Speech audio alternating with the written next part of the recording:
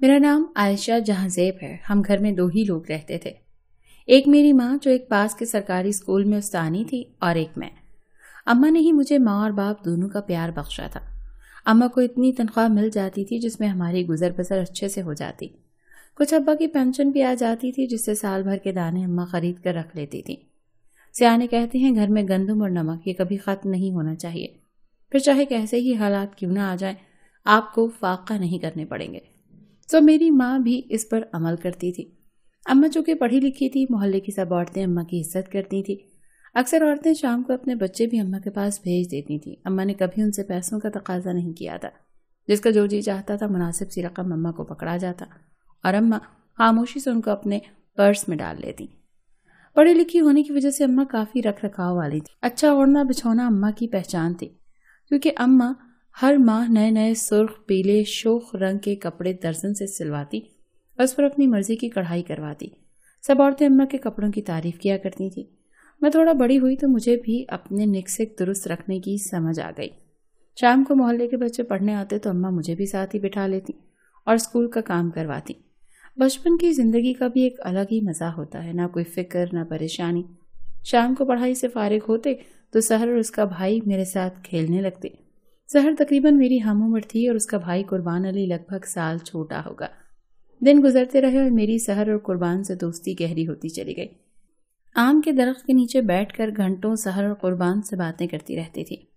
سحر کی امی آنٹی رخسانہ بھی امی کی اچھی سہیلی تھی۔ پڑوس میں گھر ہونے کی وجہ سے ہمارا ایک دوسرے کے گھر آنا جانا لگا رہتا تھا۔ بچپن کا پلک جھپکتے گزر گیا، پتہ ہی نہیں چلا۔ ہم لوگ اب بڑے ہو چکے تھے۔ قربان کا ہمارے گھر آنا جانا تھا۔ امی نے بھی کبھی اس کو گھر آنے سے منع نہیں کیا تھا، کیونکہ امی نے اس کو بیٹا بنا رکھا تھا۔ ویسے بھی وہ ہمارے دکھ سکھ میں بہت کام آتا تھا۔ قربان کے دل میں میرے لیے محبت پنپ رہی تھی اور یہی وجہ تھی کہ جب وہ آتا تو میں بھی نظر بھر کر اس کو دیکھ لیتی اور مستقبل کے سہانے سپنے بننے لگتی۔ قربان کے ابو ڈپٹی کلیکٹر تھے، سرکاری عہدے پر تھے۔ پڑھے لکھے ہونے کی وجہ سے ان کے گھر کا ماحول بھی کافی سلجھا ہوا تھا۔ میں جب بھی ان کے گھر جاتی تو انکل رحمان مجھے پیار سے پاس بٹھا لیتے اور اپنے دل کی باتیں مجھ سے کیا کرتے تھے۔ میں اور سحر اب جوانی کی دہلیز پر قدم رکھ چکے تھے۔ سحر سے دوستی وقت کے ساتھ ساتھ مزید بڑھتی چلی گئی، لیکن آج تک نہ تو کبھی سحر نے کھل کر مجھ سے کوئی بات کی تھی، نہ ہی قربان نے۔ میں بھی ابھی اس معاملے پر کھل کر کوئی بات نہیں کرنا چاہتی تھی، کیونکہ قربان بھی پڑھ رہا تھا۔ ہم لوگوں نے ایک ساتھ کالج جانا شروع کیا تو ہم لوگوں نے مشترکہ رکشہ لگوا لیا۔ کچھ پیسے میں ادا کرتی تھی، کچھ سحر کے گھر والے۔ یوں میری مشکل اور آسان ہو گئی تھی۔ کالج میں میری اور سحر کی دوستی سب سے مقبول تھی۔ ہم دونوں خوبصورت تھیں، سب لڑکیاں ہماری تعریف کرتی تھیں۔ ہم اکٹھے شاپنگ کرتے، اکٹھے کیفیٹیریا پر جاتی، کپڑے بھی ایک جیسے سلوا کر پہنتی تھی۔ اکثر لوگ تو ہمیں جڑواں بہنیں سمجھتے تھے۔ زندگی کا ایک اور باب یوں ہی مکمل ہو گیا۔ گریجویشن سے فارغ ہوئی تو سحر کے گھر والوں نے اس کی شادی کی تیاریاں شروع کر دی، جبکہ میری امی مجھے آگے پڑھانا چاہتی تھی۔ میں بھی بی ایڈ کرنا چاہتی تھی۔ یوں میں نے بی ایڈ میں داخلہ لے لیا۔ سحر کے گھر والوں نے اس کے لیے ایک اچھا رشتہ ڈھونڈا اور بات پکی کر دی۔ شادی کی تیاریاں شروع ہوئیں تو میں نے بھی اپنی خدمات پیش کرنے میں کسر نہ چھوڑی۔ سارا دن سحر کے گھر پر رہتی۔ امی بھی منع نہ کرتی، کیونکہ امی کا بھی یہی خیال تھا کہ آخر کل کو میں نے بھی اسی گھر میں بہو بن کر جانا ہے۔ سحر کی بارات آئی تو گلی میں خوب دھوم دھڑکا شروع ہو گیا۔ میں سحر کے پاس ہی بیٹھی تھی جب سب لڑکیاں بھاگ کر دولہا دیکھنے ٹیرس پر چلی گئیں۔ میں اس وقت سحر کے پاس بیٹھی تھی جب اچانک قربان علی اندر آیا۔ میں ہلکے گلابی رنگ کا سوٹ پہن کر بیٹھی تھی۔ قربان علی میری تعریف کرنے لگا تو سحر نے اس کو ٹوک دیا اور کہنے لگی کہ بھائی باہر بارات آ رہی ہے، جاؤ جا کر ان کو دیکھو۔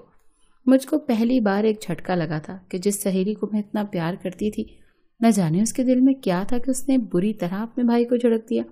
مجھ کو پہلی بار احساس ہوا تھا کہ شاید یہ میری خوبصورتی سے جلتی ہے، لیکن میں اتنی جلدی بدگمان ہونے والے لوگوں میں سے نہیں تھی۔ میں نے ذہن جھٹکا اور قربان سے کہا، قربان آپ باہر جا کر دولہا بھائی کو ریسیو کریں، سحر ٹھیک کہہ رہی ہے۔ اور پھر میں وہاں ہی بیٹھ کر سحر سے باتیں کرنے لگی۔ تھوڑی دیر بعد رسمیں شروع ہو گئیں تو میں بھی مہمانوں کے پاس جا کر بیٹھ گئی۔ قربان ایک بار پھر میرے پاس آ کر بیٹھ گیا اور سحر کی طرف مجھ سے معافی مانگنے لگا۔ میں نے بات کو نظر انداز کرتے ہوئے اس کے پاس زیادہ دیر کھڑی نہ ہوئی اور اپنی امی کے پاس جا کر بیٹھ گئی۔ رخصتی ہوئی تو میں اور امی گھر آ گئیں، لیکن دل پر بہت بری طرح سے چوٹ لگی تھی۔ دل میں کئی طرح کے وسوسے اب پیدا ہو رہے تھے، کیونکہ میں تو قربان علی کو اپنا جیون ساتھی بنانے کے سپنے دیکھ رہی تھی۔ سحر کی رخصتی کے کچھ دن بعد قربان ہمارے گھر آیا تو امی کے پاس بیٹھ کر باتیں کرنے لگی۔ امی کچھ دیر سحر کا حال احوال پوچھتی رہی اور پھر اٹھ کر کچن میں چائے بنانے چلی گئی۔ میں صحن میں قربان کے پاس ہی موڑے پر بیٹھی تھی۔ قربان نے میرا ہاتھ پکڑ لیا اور کہنے لگا، فکر نہ کرو، بس جیسے ہی میری نوکری پکی ہو گئی میں اپنے گھر بات کروں گا۔ میں قربان کی تسلی دینے پر تھوڑا مطمئن ہو گئی۔ امی چائے لے کر آئی تو قربان جا چکا تھا۔ امی نے مجھ سے پوچھا تو میں نے کہا ضروری کال آ گئی تھی اسی لیے چلا گیا۔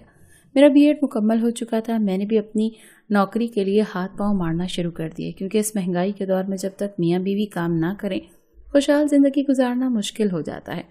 پیسے کی اہمیت کو میں بہت اچھے سے سمجھتی تھی، کیونکہ ساری زندگی جس کی ماں نے ایک ایک روپیہ بچوں کو پڑھا کر کمایا ہو، اس کے لیے تو ایک روپیہ بھی 1,00,000 کے برابر تھا۔ 2 سال ایسے ہی بیت گئے۔ اماں نے بڑی بھاگ دوڑ کر کے مجھے گورنمنٹ اسکول میں نوکری دلوا دی تھی۔ پہلی تنخواہ ملی تو میرا دل بہت خوش تھا۔ اس شام میں نے قربان علی کو گھر پر بلایا۔ امی بھی بہت خوش تھیں۔ ہم نے ڈھیروں باتیں کی۔ قربان علی جانے لگا تو امی سے کہنے لگا، بس خالہ آپ میری نوکری تک تھوڑا سا انتظار کر لیں، بہت جلد میں اپنے گھر والوں کو رشتہ لینے بھیجوں گا۔ امی بھی مطمئن ہو گئی، کیونکہ میری شادی کی فکر سے اب وہ آزاد تھی۔ جب دیکھا بھلا لڑکا موجود تھا تو پھر انہیں کیا ضرورت تھی رشتے کروانے والی آنٹیوں کے در کے چکر لگانے کی۔ لیکن دن ب دن یہ انتظار طول پکڑتا جا رہا تھا، کیونکہ قربان علی کی کوئی معقول نوکری کا بندوبست کہیں نہیں ہو رہا تھا۔ نوکری تو اس کو مل رہی تھی مگر 25,000 روپے ماہوار پر، جس کو قربان علی کسی طور پر بھی کرنے کو تیار نہیں تھا۔ سحر شادی کے بعد کئی بار مجھ سے ملنے کے لیے آئی۔ میں نے کئی بار باتوں باتوں میں اس کو ٹٹولنا چاہا، مگر اس نے کھل کر کبھی اظہار نہ کیا۔ نہ جانے وہ لوگ کس انتظار میں تھے۔ ایک دن میں اور امی اسکول سے گھر واپس لوٹ رہے تھے۔ واپسی پر تیز آندھی چل رہی تھی، چاروں طرف مٹی کا ایک طوفان تھا۔ اسی دوران ہمارا رکشہ ایک تیز رفتار ویگن سے ٹکرا گیا۔ میں اڑتی ہوئی دور جا گری۔ مجھ کو کچھ ہوش نہ رہا۔ ہوش آئے تو میں اور امی اسپتال میں تھے۔ شکر ہے امی کو بہت کم چوٹیں آئی تھیں، لیکن میری ٹانگوں کے اوپر سے بھاری گاڑی گزر گئی تھی۔ امی کا تو رو رو کر برا حال تھا۔ قربان علی امی کے پاس بیٹھا انہیں تسلیاں دے رہا تھا۔ 6 ماہ مجھے اپنی ٹانگوں کا علاج کرواتے گزر گئے۔ میری ایک ٹانگ میں سریا ڈال دیا گیا تھا۔ میری ماں پر قیامت ٹوٹ پڑی تھی، لیکن اس نے ہمت نہ ہاری۔ تھوڑا بہت جو جمع پونجی میری شادی کے لیے اس نے سنبھال کر رکھی ہوئی تھی، وہ سب میرے علاج پر بے دریغ خرچ کر دی۔ میں کافی حد تک اب سنبھل چکی تھی، لیکن میری ایک ٹانگ میں مسلسل ڈیفیکٹ بن گیا تھا، جس کی وجہ سے اب میں تھوڑا سا لنگڑا کر چلتی تھی۔ اللہ نے انسان کو جو خوبصورت زندگی دی ہے، اس کی اہمیت کا احساس اب مجھے ہونے لگا تھا۔ 1 سال مزید ایسے ہی گزر گیا۔ قربان علی اب بہت کم ہمارے گھر آتا جاتا تھا۔ پتہ چلا کہ اس نے CSS کا امتحان پاس کر لیا اور اب وہ ڈپٹی کمشنر لگ چکا ہے۔ میرے لیے اس سے زیادہ خوشی کی کوئی بات نہیں ہو سکتی تھی، کیونکہ جس پل کا میں نے اتنے سالوں سے انتظار کیا تھا وہ آ چکا تھا۔ جمعرات کا دن تھا۔ امی نے بتایا کہ سحر آئی ہوئی ہے۔ میں نے امی سے اجازت لی اور سوچا خود جا کر مل آتی ہوں۔ حقیقت میں تو میں قربان علی سے ملنا چاہتی تھی، کیونکہ امی کو اب میری شادی کی فکر کھانے لگی تھی۔ میں اچھے سے تیار ہوئی اور سوئیاں بنا کر سحر کو ملنے چلی گئی۔ پہلے تو مجھ سے بہت اچھے طریقے سے ملی، کافی دیر باتیں کرتی رہی۔ تھوڑی دیر بعد قربان علی بھی باہر سے آ کر میرے پاس بیٹھ گیا۔ قربان علی کے بیٹھتے ہی سحر کہنے لگی، بھائی اب تو قربان علی کے لیے ہم لڑکیاں دیکھ رہے ہیں۔ امی کی خواہش ہے کسی امیر گھر سے چاند سی بہو لے کر آئیں۔ میرا دل دھک سے رہ گیا۔ قربان کے چہرے پر نگاہ ڈالی تو وہ گمسم بیٹھا تھا اور پھر اٹھ کر چلا گیا۔ اس کے جاتے ہی میں نے سحر سے کہا کہ تم جانتی ہو کہ قربان علی میری پہلی محبت ہے، ہم نے بچپن سے جینے مرنے کی قسمیں کھائی ہیں۔ یہ سنتے ہی سحر دل ملا گئی، کہنے لگی، او بی بی تمہارا دماغ تو ٹھیک ہے، تم جانتی ہو میرا بھائی ڈپٹی کمشنر ہے، اب کیا ایک استانی کی بیٹی سے ہم اپنے بھائی کی شادی کریں گے؟ استانی کی بیٹی اور وہ بھی لنگڑی؟ اس کے الفاظ سن کر یوں لگ رہا تھا جیسے کسی نے حلق میں ہاتھ ڈال کر میرا دل نکال لیا ہو۔ میں ٹوٹے ہوئے قدموں سے اٹھی اور گھر آ کر زاروں قطار رونے لگی۔ امی نے جب میری حالت دیکھی تو پریشان ہو گئی، لیکن انہوں نے مجھ سے کوئی سوال نہ کیا۔ وہ ماں تھی، سمجھ سکتی تھی کہ کیا ہوا ہے۔ میں 35 سال کی ہو چکی تھی۔ اپنی جوانی تو میں نے قربان علی کے انتظار میں گزار دی تھی۔ کبھی سوچا نہیں تھا کہ اتنا بڑا دھچکا ایک بار پھر مجھے زندگی میں لگے گا۔ آج سمجھ آ رہی تھی کہ زندگی ایک امتحان گاہ ہے، نہ چاہتے ہوئے بھی ہمیں آزمائشوں سے گزرنا پڑتا ہے۔ امی نے مجھ سے کہا کہ میں خود ایک بار قربان سے بات کر کے دیکھوں گی، لیکن میں نے انہیں منع کر دیا، کیونکہ اپنی جتنی بے عزتی میں کروا آئی تھی اب اپنی ماں کی نہیں کروانا چاہتی تھی۔ ان لوگوں پر اب دولت کا بھوت سوار ہو چکا تھا۔ کچھ ماہ بعد آخرکار انہوں نے بہت امیر گھر کی لڑکی ڈھونڈ ہی لی، اور کیوں نہ ملتی، آخر کو ڈپٹی کمشنر تھا ان کا بیٹا۔ دروازے پر کئی ایک بار قربان علی کو آتے جاتے دیکھتی تو وہ مجھے دیکھتے ہی نظریں چرا لیتا۔ آخر چور تھا نا اس کے دل میں، اور نہ ہی اس بزدل انسان میں اتنی ہمت تھی کہ وہ میری آنکھوں میں آنکھیں ڈال کر بات کر سکے۔ وہ قربان علی جو گھنٹوں میرے گھر پر بیٹھ کر میرے ساتھ اپنے مستقبل کے سپنے دیکھا کرتا تھا، آج مجھے دیکھ کر کنی کترا کر گزر جاتا تھا۔ میں اب شادی نہیں کرنا چاہتی تھی، لیکن میری ماں نے میرے سامنے ہاتھ جوڑے کہ اس کے جیتے جی میں اپنے گھر کی ہو جاؤں۔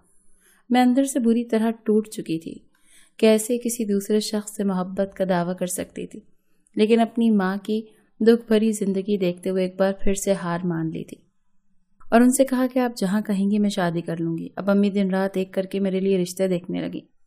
کئی مہینوں کی بھاگ دوڑ کے بعد امی کی ایک دور پار کی رشتے دار نے میرا رشتہ لے کر آ گئے۔ امی نے مجھے لڑکے کی تصویر دکھائی تو میں نے ایک نظر تصویر پر ڈالی اور خاموشی سے ہاں کر دی۔ لڑکا کیا تھا، وہ تو 45-50 سال کا پکی عمر کا ایک مرد تھا۔ پہلی بیوی فوت ہو چکی تھی، 4 بچے تھے۔ میں نے دل پر پتھر رکھا اور رشتہ قبول کر لیا۔ امی نے چند ہفتوں کی مہلت سے ان سے مہلت لی اور پھر کچھ ہفتوں بعد ہی میں رخصت ہو کر شیخو پورہ اپنے شوہر امام دین کے گھر آ گئی۔ امام دین میٹرک پاس تھا، گاؤں میں اپنی زمینیں تھیں، اچھا خوشحال تھا۔ اس کے لیے میں کسی افسرہ سے کم نہ تھی۔ گاؤں میں جو کوئی مجھے دیکھتا امام دین کی قسمت پر رشک کرتا۔ امام دین کا آبائی گھر گاؤں میں تھا، لیکن شادی ہوتے ہی اس نے شیخو پورہ شہر میں مجھے اپنا گھر لے دیا۔ میرے لیے امام دین کسی فرشتے سے کم ثابت نہ ہوا تھا، کیونکہ مجھ جیسی لڑکی کو ایک بار پھر سے اس نے جینا سکھا دیا تھا۔ میری ماں کا جب جی چاہتا مجھے آ کر مل جاتی۔ میں دوبارہ اس محلے میں نہیں جانا چاہتی تھی، اپنا ماضی پھر سے نہیں کریدنا چاہتی تھی۔ وقت گزرتا رہا اور اللہ نے 2 بیٹوں سے بھی نواز دیا۔ زندگی نے ایک بار پھر سے پلٹا کھایا۔ میری محبت کرنے والی ماں جو میرے قدموں کے نیچے اپنے ہاتھ بچھایا کرتی تھی، مجھ کو چھوڑ کر جہان فانی سے کوچ کر گئی۔ اتنے سالوں بعد اپنے گھر آئی تو دل رو رو کر دعائیاں دے رہا تھا۔ اس گھر کے آنگن میں جس میں میری ماں مجھے بیٹھ کر پڑھایا کرتی تھی، آج اسی آنگن میں وہ خاموش سفید لباس میں چارپائی پر لیٹی تھی۔ ایک ہفتہ میں اپنی ماں کے گھر پر رہی، امام دین بھی ادھر ہی تھے۔ سحر اور قربان دونوں مجھ سے افسوس کے لیے آئے۔ سحر کی حالت یوں تھی جیسے کوئی 60 سال کی بڑھیا ہو۔ اس کو دیکھتے ہی مجھے ایک شوق لگا۔ میں نے پوچھا، سحر تمہیں کیا ہوا؟ تو وہ ہاتھ باندھ کر زاروں قطار رونے لگی۔ اس نے مجھ سے معافیاں مانگی۔ میں نے کہا، چھوڑو پرانی باتیں، بتاؤ تو صحیح تمہیں ہوا کیا ہے؟ اس کے شوہر نے اس کو طلاق دے دی۔ 4 بچے لے کر اب وہ اپنی ماں کے گھر مستقل ڈیرا ڈالے بیٹھی تھی، جہاں سارا دن اس کی امیر خوبصورت بھابھی اس سے گدھے کی طرح کام لیتی اور بات بات پر ذلیل کرتی تھی۔ قربان علی نوکری سے برخاست ہو چکا تھا، کیونکہ اپنی بیوی کے خرچے برداشت کرنے کے لیے اس کو بھاری رشوت لینا پڑتی تھی، اور پھر ایک دن رشوت لیتے ہوئے وہ ایسا پکڑا گیا کہ جیل کاٹنی پڑی۔ اس کے سسر نے کہہ سن کر اس کو رہا تو کروا لیا، لیکن اس کی شاندار نوکری ہمیشہ کے لیے جا چکی تھی۔ میں اور میرا شوہر روانہ ہونے کے لیے باہر نکلے۔ باہر ٹیکسی تیار کھڑی تھی۔ سحر اور قربان علی ایک بار پھر سے مجھ سے آ کر معافی مانگنے لگے۔ میں نے کہا، میں نے تمہیں معاف کر دیا ہے، سچ بھی یہی تھا۔ میرے نصیب کا مجھے مل گیا تھا، اور ان کے نصیب میں جو نہیں تھا وہ چھن چکا تھا۔ گھر آ کر میں نے اپنے رب کا لاکھ شکر ادا کیا، جس نے تھوڑی سی آزمائش سے مجھے گزار کر ایک بہترین زندگی عطا کی تھی۔